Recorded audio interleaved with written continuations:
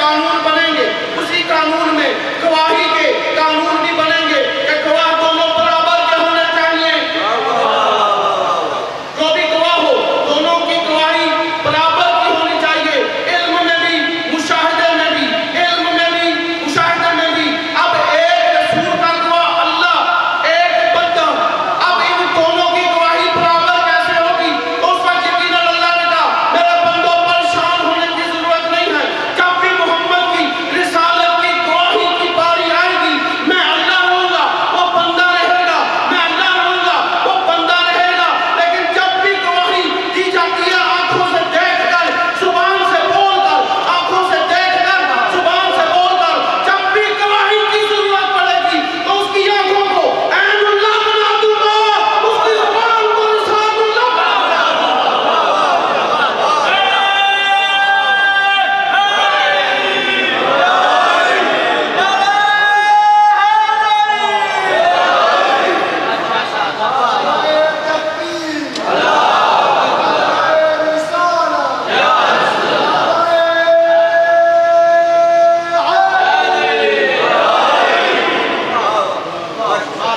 بندے پریشان ہونے کی ضرورت نہیں۔ جب بھی گواہی کی ضرورت پڑے میں اس کی آنکھوں کو عین اللہ بنا دوں گا، اس کی زبان کو لسان اللہ بنا دوں گا۔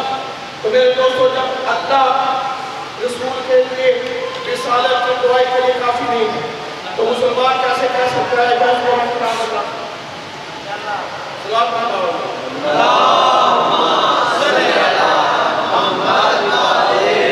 بھائی ہدایت کے لیے کیا ہے قرآن؟ آیا کس کے اوپر؟ رسول کے اوپر۔ اب ذات رسول کو سمجھنا سب سے بڑا پوائنٹ جو ہم یہ سمجھتے ہیں کہ دنیا سمجھتی ہے کہ ہم علی علی کرتے ہیں، ہم رسول سے نعوذ باللہ بڑھا دیتے ہیں۔ بھائی میں کہتا ہوں کہ ہمیں علی کی عزت کی قسم، ہم علی کو علی کی وجہ سے نہیں مانتے۔ بھائی ہم علی کو علی کی وجہ سے نہیں مانتے، ہم نبی کی وجہ سے مانتے۔ بھائی ہم حسن و حسین کو نبی کی وجہ سے مانتے۔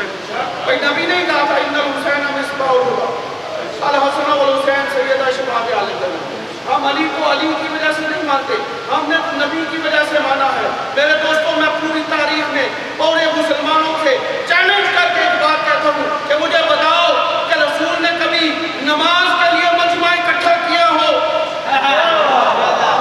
کبھی نماز کی تبلیغ کے لیے مجمع اکٹھا کیا ہو؟ کبھی روزے کی تبلیغ کے لیے مجمع اکٹھا کیا ہو؟ کبھی حج کی تبلیغ کے لیے رسول نے مجمع اکٹھا کیا ہو؟ نہیں میرے دوستو، 23 سالہ دور رسالت میں میرے نبی نے صرف ایک ہی مرتبہ مجمع اکٹھا کیا، جب غدیر کے مقام پہ علی کو بلند کر کے کہا من کنت مولا۔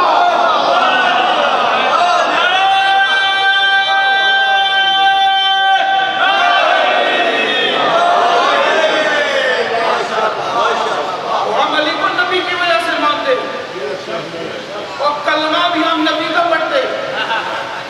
دنیا تو علی کا کلمہ پڑھتی ہے،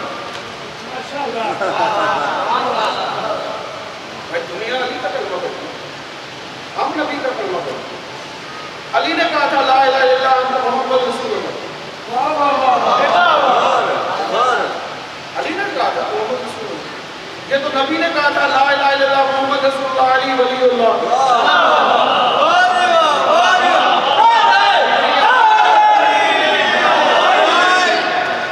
بھائی دنیا تو علی کا کلمہ پڑھتی ہے، ہم نبی کا کلمہ پڑھتے ہیں، کیونکہ ہمیں نبی نے ہی سمجھایا ہے کہ جب بھی مشکل پڑے گی علی کو ہی بولا،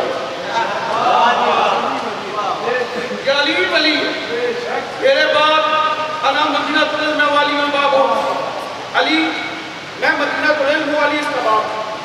شہر مدینہ ایک، دروازہ بھی ایک ہی رکھا، ایک ہی رکھا، وہ تو نہیں رکھا رسول۔ بھائی بڑے بڑے شہروں کے بڑے بڑے دروازے ہوتے ہیں، ایک تو کبھی نہیں ہوا تھا۔ بھائی آپ نے للیانوں میں آنا ادھر تو کتنے سارے رستے ہوں گے، بھائی نبی نے ایک ہی راستہ کیوں رکھ دیا؟ تاکہ دنیا والے کل قیامت میں یہ نہ کہہ سکیں یا رسول اللہ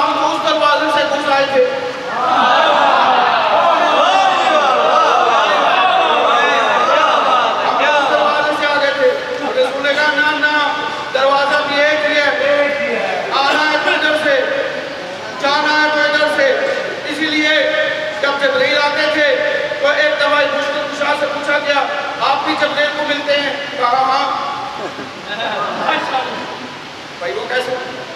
بھائی وہ اگر ایک مرتبہ رسول کو ملتے ہیں 2 دفعہ وہ مجھے ملتے ہیں. لوگوں نے کہا یہ کیا بات؟ جاہلی آپ زیادہ ہو گئے. رسول کے پاس 1 مرتبہ، آپ کے پاس 2 مرتبہ. سنوں کا دروازہ تو میں ہوں، آئے گا تو تب بھی مجھے ملے گا، جائے گا تو تب بھی ملے گا.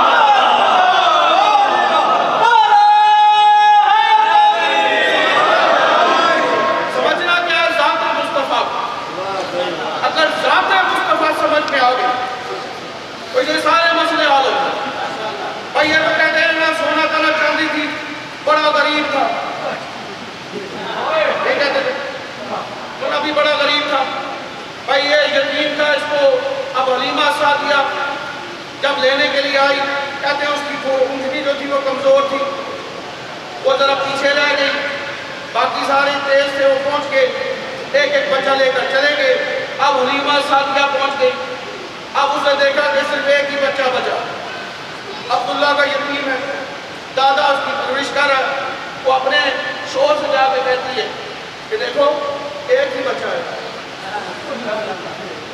ایک ہی بچہ ہے. تو شوہر کہتا ہے لے لو بچہ تو ایک ہے. اچھا جی، اب دیکھیے ان کے ذہن میں 2 باتیں، ایک مضبوط، ایک مجبور. جس نے لطف لینا ہے اس بات پر، اس باتوں کی ذرا پتہ لگے گا کہ کس بات آپ. ایک مجبوری، بھائی کچھ پیسے تو ملیں گے نا یتیم کو پالنے کے. ایک مجبوری اس لیے کہ کوئی اور بچہ جو نہیں تھا. اچھا جی، انہوں نے لیا، حلیمہ سعدیہ نے لیا. ایک مجبوری کی نیت سے، ایک مجبوری کی نیت سے، ایک مجبوری کی نیت سے، ایک مجبوری کی نیت سے. اب ذرا میں ان سے یہ پوچھوں کہ ذرا مجھے حلیمہ سعدیہ کا کلمہ بتاؤ. بھئی حلیمہ نے کب کلمہ پڑھا تھا؟ کس وقت کلمہ پڑھا تھا؟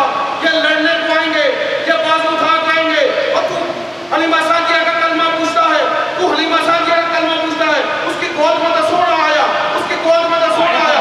میں کہتا ہوں جس نے مجبوری اور مزدوری کی نیت سے مصطفیٰ کو اپنی گود میں اٹھایا، اس کا کلمہ پوچھنے نہیں دیتا. جس ابو طالب نے بغیر کسی مجبوری کے، بغیر کسی مزدوری کے نبی کو 17 برس پالتا رہا، اس کو کہتا ہے یہ کلمہ آتا نہیں.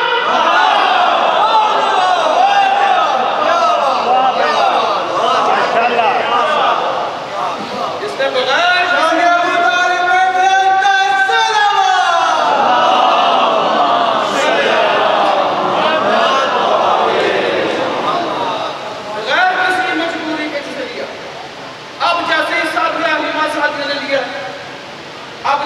گود میں سونا آیا، کہتے ہیں وہ اچھلی تیز ہو. جو سب سے پیچھے تھی وہ سب سے آگے چلی. کہتے ہیں حلیمہ سعدیہ کے گھر میں بکریاں تھی مگر دودھ نہیں تھا. کھجور کا درخت تھا مگر سوکھا تھا. جیسے ہی سونا آیا ان بکریوں نے اتنا دودھ دیا کہ حلیمہ سعدیہ کے گھر کے برتن ختم ہو گئے.